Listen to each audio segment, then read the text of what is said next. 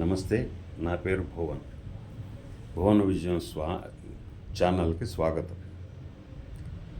నేనిప్పుడు శ్రీకృష్ణ పరమాత్మ కురుక్షేత్ర యుద్ధంలో ఎందుకు స్వయంగా యుద్ధం చెయ్యలేదు అనే దాని గురించి వివరించాలనుకుంటున్నాను.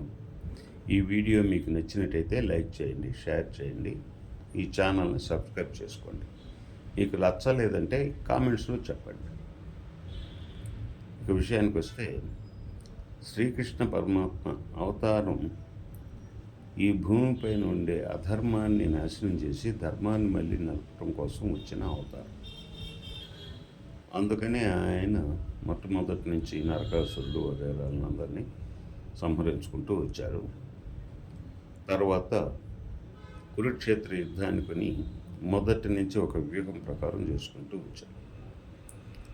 యుద్ధానికి ముందే జరాసంధుడు, శిశుపాలుడు అటువంటి వాళ్ళని సంహరింపు చేశారు.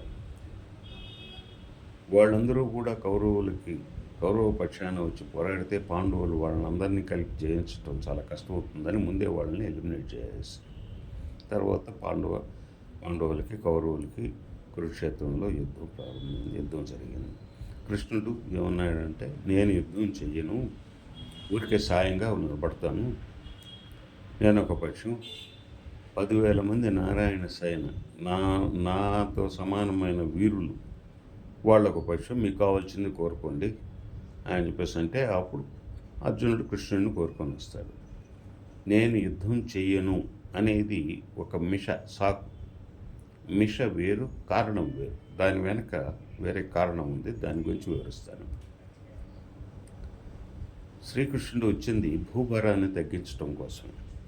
భూభారం అంటే భూమిపైన బరువు పెరిగిపోయిందని కాదు, భూమిపైన అధర్మం పెరిగిపోయిందని. ఆ అధర్మం చాలా శక్తివంతంగా తయారైపోయింది. ఆ అధర్మం యొక్క శక్తిని తగ్గించాలి, అది భూభారాన్ని తగ్గించడం. దానికి మళ్ళీ నేను వివరణ ముందు కూడా చెప్తాను. కౌరవులకి పాండవులకి జరిగిన కురుక్షేత్ర యుద్ధం జరిగే సమయానికి అప్పటి దేశ కాలమాన పరిస్థితులు, నాగరికత చాలా గొప్ప స్టేజ్లో ఉన్నాయి, పీక్ స్టేజ్లో ఉన్నాయి. ముఖ్యంగా యుద్ధానికి సంబంధించిన అస్త్రాలు, శస్త్రాలు, ప్రతి ఒక్కడు నా దగ్గర అస్త్రం ఉంది, ఏదో ఒక అస్త్రం ఉంది, ఇదే అని చెప్పేసి అన్ని సమకూర్చి పెట్టుకున్నారు. రకరకాల యుద్ధ తంత్రాలు తయారైనాయి, రకరకాల యుద్ధానికి కావాల్సిన సామగ్రులు తయారైనాయి, రథాలు, ఆ యుద్ధ ధనుర్విద్యా శాస్త్రం చాలా గొప్పగా తయారయ్యాడు అదప్పటికి. ఇవన్నీ వినాశకర హేతువులు. ఇవి ప్రొడక్టివిటీకి పనికొచ్చేటివి కాదు. ప్రొడక్టివిటీకి పనికొచ్చేటివి వేరు, ఇవి యుద్ధానికి పనికొచ్చేటివి, ఇవి నాశనానికి పనికొచ్చేటివి. ఇవన్నీ బాగా పీక్ స్టేజ్లో ఉన్నాయి. ఇంకొక విషయం ఏంటంటే, యుద్ధం ముగిసిన తర్వాత, ధర్మరాజు పట్టాభిషేకం తర్వాత 36 సంవత్సరాలకి కలియుగం ప్రారంభంగా పోతుంది. కలియుగంలో ధర్మం ఇంకా నశిస్తుంది. కలియుగంలో ప్రజలు స్వార్థపరులు, బుద్ధిహీనులు అవుతారు. వాళ్ళ చేతుల్లోకి ఇటువంటి అస్త్రాలు కానపోతే సర్వనాశనం జరుగుతుంది, వినాశనం జరుగుతుంది. కాబట్టి కలియుగం రాకముందే ఈ అస్త్రశస్త్రాలన్నీ నిర్వీర్యం కావాలి. అందుకనే అంత గొప్ప యుద్ధం జరగాలి. అంత గొప్ప యుద్ధం జరిగితే తప్ప అప్పుడున్న అస్త్రాలన్నీ పూర్తిగా నిర్వీర్యం కావు. ఒకరాజు కొట్టుకుంటే వాళ్ళిద్దరి దగ్గర ఉండేటివి పోతాయి, మిగతా వాళ్ళ దగ్గర ఉండేటివి అలాగే ఉంటాయి కదా, అవి కూడా అన్నీ పోవాలి. ఏ అస్త్రం లేనటువంటి పరిస్థితి రావాలి. అది శ్రీకృష్ణ పరమాత్మ యొక్క వ్యూహం. అందుకని ఆయన పాండవుల పక్షంలో యుద్ధం చేయలేదు. పాండవుల పక్షంలో యుద్ధం చేస్తే ఆయనే ముందుండి సైన్యాన్ని నడిపిస్తాడు. ఆయనకు ఒకరోజు చాలు కౌరవ పక్షాన్ని అంతా తుడిచిపెట్టేయడానికి. కాదు, కొన్ని రోజులు యుద్ధం జరిగింది కూడా అనుకుందాం. ఆయన కౌరవ పక్షంలో ఉండే వాళ్ళని సంహరిస్తాడు, కానీ పాండవుల పక్షంలో ఉండే వాళ్ళని సంహరించడు కదా. సో పాండవుల పక్షంలో ఉండే వీరులు ఉంటారు, వాళ్ళ దగ్గర ఉండే అస్త్రశస్త్రాలు అన్నీ ఉంటాయి. అవి తర్వాత కాలంలో వాళ్ళ వంశస్థులకి అవి చేరతాయి. అప్పటికి కలియుగం ఉంటుంది. కలియుగంలో వాళ్ళు ఎట్లా ఉంటారో తెలియదు కదా, వాళ్ళ చేతుల్లో అస్త్రాలు ఉండటం కూడా మంచిది కాదు కదా, ఈ భూమికి మంచిది కాదు, ఈ సర్వమానవాళికి కానీ ఈ జంతుజాలానికి కానీ మంచిది కాదు కదా ప్రాణకోటికి. అందుకని అవన్నీ నాశనం కావాలంటే ఇరుపక్షాలు నాశనం కావాలి. కాబట్టి 18 రోజులు యుద్ధం జరిపించాడు. 18 రోజుల్లో అందరినీ సమ్మతించేట్టుగా చేశాడు, ఒక్క పాండవులు తప్ప. ఎందుకంటే పాండవులు తన కంట్రోల్లో ఉంటారు. ముఖ్యంగా శ్రీకృష్ణుడు లేకపోతే వాళ్ళకి శక్తి లేదు. వాళ్ళ శక్తి, యుక్తి మొత్తం శ్రీకృష్ణుడు.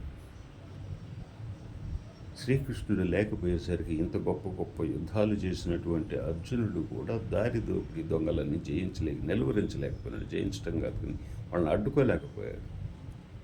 ఎందుకంటే కృష్ణుడు లేడు, శక్తి లేదు. కాబట్టి వాళ్ళ దగ్గర ఉన్న ప్రాబ్లం లేదు. అది దాని వెనుకుండేది అనమాట. ఈ యుద్ధంలో గొప్ప గొప్ప ఆయుధాలన్నీ కూడా వాడేశారు. నారాయణాస్త్రం, బ్రహ్మాస్త్రం, బ్రహ్మశిరోనామకాస్త్రం, శక్తి, గరుడాస్త్రం, నాగాస్త్రం, ఇంకా ఇంద్రాస్త్రం, ఇటువంటి పాశుపతాస్త్రం ఒక అర్జునుడి దగ్గర, ఒక అశ్వత్థామ దగ్గర ఉన్నాయి. అవి మహాశక్తివంతమైన ఆయుధాలు. ఈ సృష్టి మొత్తాన్ని నాశనం చేయగలిగినంత శక్తి ఉండే ఆయుధాలు. కానీ అర్జునుడికి దాన్ని పాశుపతాస్త్రాన్ని వాడాల్సిన అవసరం రాలేదు. అశ్వత్థామకి వాడే శక్తి లేకుండా పోయింది, వాడలేకపోయాడు. ఎందుకంటే పాశుపతాస్త్రాన్ని వాడాలంటే కూడా ఒక అర్హత ఉండాలి. అర్హత ఉంటేనే పరమేశ్వరుని అనుమతి లభిస్తుంది. అనుమతి లభిస్తేనే దాన్ని వాడగలం, లేదంటే దాన్ని వాడలేడు. అర్ధరాత్రి నిద్రపోయే శత్రువుల్ని చంపాడు, నిద్రలోనే చంపేశాడు. సరే, శత్రువులను చంపాడంటే ఫ్రస్ట్రేషన్లో చేశాడు, సరే వద్దని. అడ్డం వచ్చిన ప్రతి ప్రాణిని చంపేశాడు. ద్వారపాలకులను కూడా చంపేశాడు. వాళ్ళు ఏం చేశారు పోతుంది, ద్వారపాలకులు వాళ్ళని కూడా చంపేశాడు. అంత అమానుషం చేశాడు. కాబట్టి పాశుపతాస్త్రాన్ని వాడే అర్హతను కోల్పోయాడు. రెండవది, మీకు ఇక్కడ ఒక ఉదాహరణ చెప్పాలి.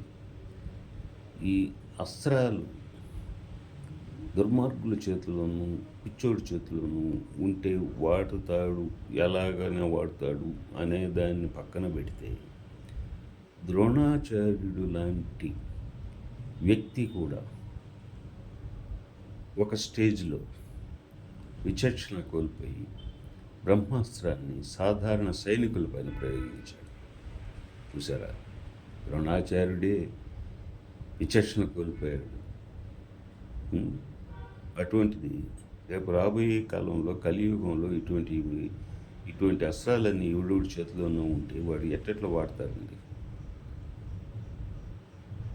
కాబట్టి ఇవన్నీ కూడా నిర్వీర్యం చేయటం కోసం కృష్ణుడు యుద్ధం చేయకుండా ఇరుపక్షాలని సంహరించేట్టుగా చేశాడు. ప్రస్తుతం